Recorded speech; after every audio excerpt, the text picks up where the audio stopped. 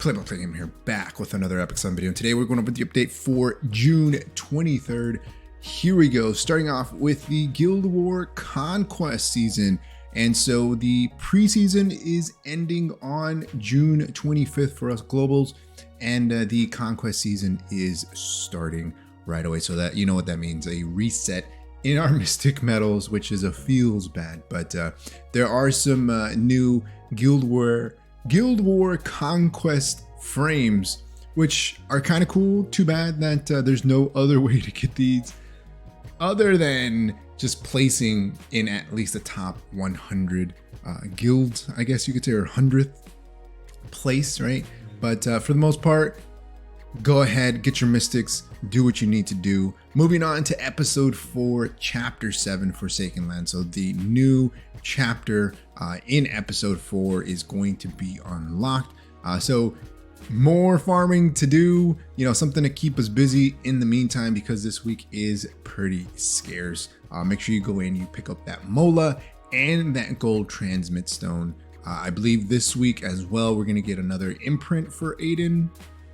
So we'll be able to pick up another secret scroll. Hopefully these challenges are a lot easier than they've been in the past. They keep saying they're going to nerf these, and they try to nerf them, but they're still kind of meh. But just from the look of them, they look kind of okay. You know, get 100 AP points, eliminate 50 monsters. We'll see, right? We'll see how that goes. But we're getting some new 2-star monsters. Beware, because there might be a broken unit in one of these 2-star units. Like last time, we got that bat that had like 300 speed plus, which was pretty insane. Moving on, we got the Soulweaver Constellation adjustment. We did an entire video talking about this, and I think this is really, really good. This moves the game in a good direction, in my opinion, when it comes to kind of buffing entire classes, right? And so that's what this does. Soulweavers get effect resistance, they get HP, they get speed, mainly speed. That's the main thing that they're buffing on these constellations is speed. So it's going to make Soulweavers a bit more viable now, I think, in RTA, if you do want to bring them there. And if not, it's going to make them faster for just regular PvE, right? But if you are interested in that, feel free to go and take a look at that video. It looks like we are getting the Summer Cermia beach skin. So beachside merrymaker Cermia, which I'm all for. You know, I think everybody was super hyped when we got the artwork for this last season, last summer season, right? Alexa is another unit that they teased, possibly getting an SC, possibly getting a skin, right? She's going to be getting some kind of beach skin. So maybe that'll come up like next month, maybe. But hey, I'm glad that they're adding more beach skins, right? I think this is what Epic 7 really needs, more skins. The quality is great. The skins are great. Most of the skins are great. So I think this is a step in the right direction. Moving on to the World Arena Frenzy adjustment. We also talked about this, that they are adding a new effect which decreases the barrier strength. And I think this mainly affects Peyra, right? Affects Hua Young, just to name 2 units that are fairly popular or were fairly popular in RTA this past season. And it makes it so that you can kind of get through that, right? Choux is getting her drop rate up. Choux, one of my favorite mice in Epic 7, is getting her rate up. She's such a great unit. One of my favorite units. I try to bring her wherever I can. I think even now that she's gotten buffs, she's even better. But is she worth the pity? If you don't have her, I think she's good to have, but she's probably like a last pick unit, right? If you're bringing her in RTA.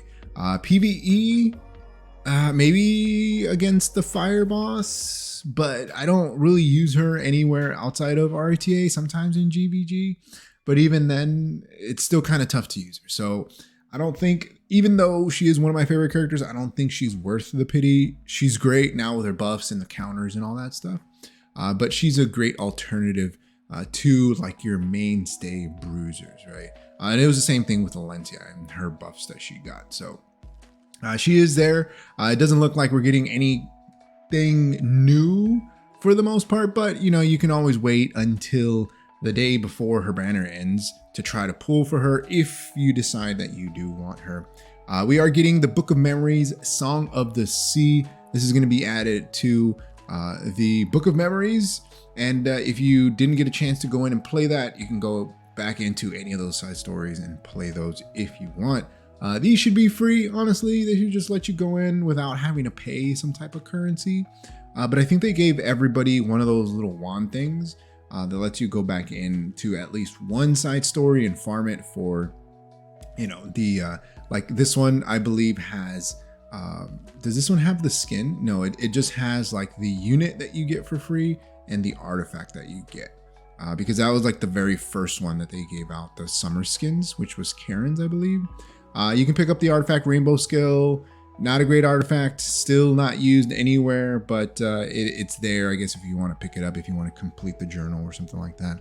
But they are changing the UI for those Book of Memories and the way that those are displayed, which is kind of nice.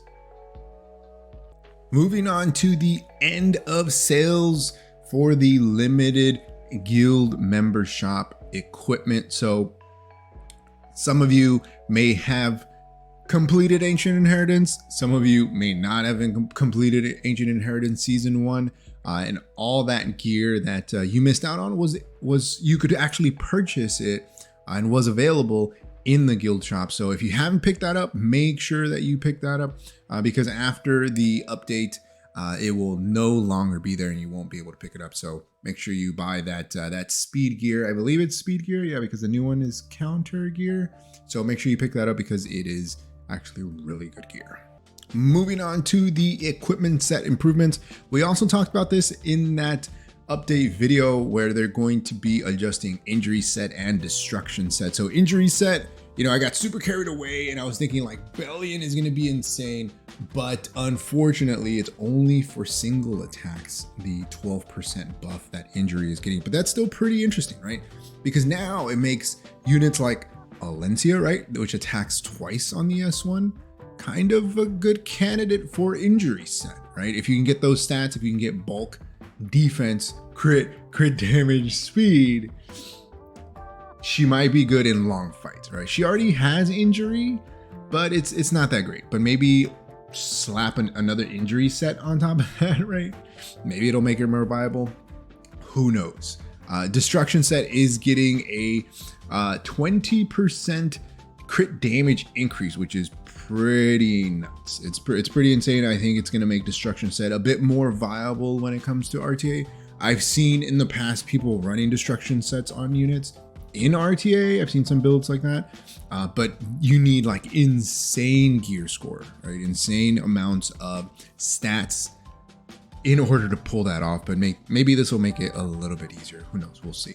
But we're also getting some UI improvements to the equipment enhanced screen. So hopefully this will make it a little bit easier to see and understand. You know, what they really need to add to this is like a memory mode where if I go to like +3, +6, and then I exit out because I want to come back to it, and then I go back into that piece of gear for it to still show me what the rolls were. Because sometimes I forget, especially if you're rolling a bunch of equipment and you come back to some of it. It'd be nice if they showed you like a history, right? Like, oh, well, this rolled +3, this rolled +6, you know, whatever. But it'd be nice to have that at least. Moving on to the E7 Prelim Challenge event. So this event I was not on board with from the very beginning. You had to play once and then you had to win once in order to get the maximum amount of rewards. And anytime that you lock something behind a condition such as you have to win in RTA, right? That's not gonna fly. You're gonna lock out so many people that just want the energy, that might not have the units built to play RTA, that might not have the gear to play RTA, right? Even though I've been playing for about 3 years, I still only want to go in and get my energy, right? because sometimes you don't want to play RTA. You just kind of want to do what you need to do, maybe save that energy for hunts, whatever, right? But they are changing it for the better, which I think is awesome. And I've been saying this, I think since like the very beginning, where they should make it to where you just play twice, right? You just play 2 times and you get your energy. And that's exactly what they're doing. So now it's just you play 2 times and you get the energy reward, which I think is perfect, right? Because we can just go in, yield. If you want to play, you can play the game out. If you don't want to play, that's fine too, right? But hopefully you will play. Hopefully you will try it, just so you can kind of see what that prelim mode is like. But it's such a good change. Very, very good change. We're also getting a free Unequip event.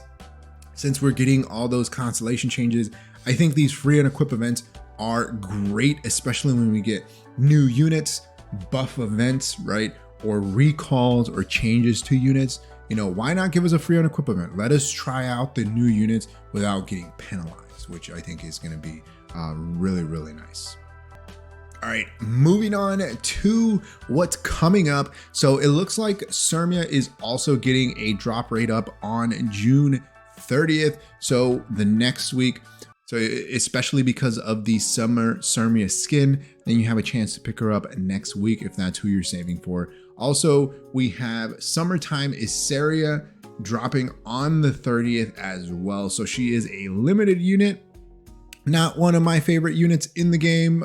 She is very, very much a cleaver setup. But if you like her playstyle and you don't have her and you want to pick her up, you can pick her up. She is a limited unit, so she's only here for a little while. And then after that, you're probably gonna have to wait till next year to pick her up along with her artifact. If you end up going for her, you are going to need a max level artifact if you plan to play Summer Iseria. Last but not least, make sure that you pick up your 3 leaves and 300k gold. The password is epicsummer. All right, that's going to be it for me. Let me know your thoughts about this week's update. Who are you saving for? Are you going to end up pulling a Cermia the following week? Or are you saving for Summer Iseria? I know that beach skin is going to be really, really nice. It'll probably drop when regular Cermia gets her banner, right? Maybe next week. So be sure you're on the lookout for that and save your Sky Stones for the Epic Pass, because the skin will be in the Epic Pass along with a bunch of other goodies. But like always, if you haven't enjoyed the video, hit that like button. If you haven't subscribed, hey, think about subscribing. It really helps the channel grow and reach more people like you who like content like this. Like always, thanks for watching, and I'll see you next time. Peace.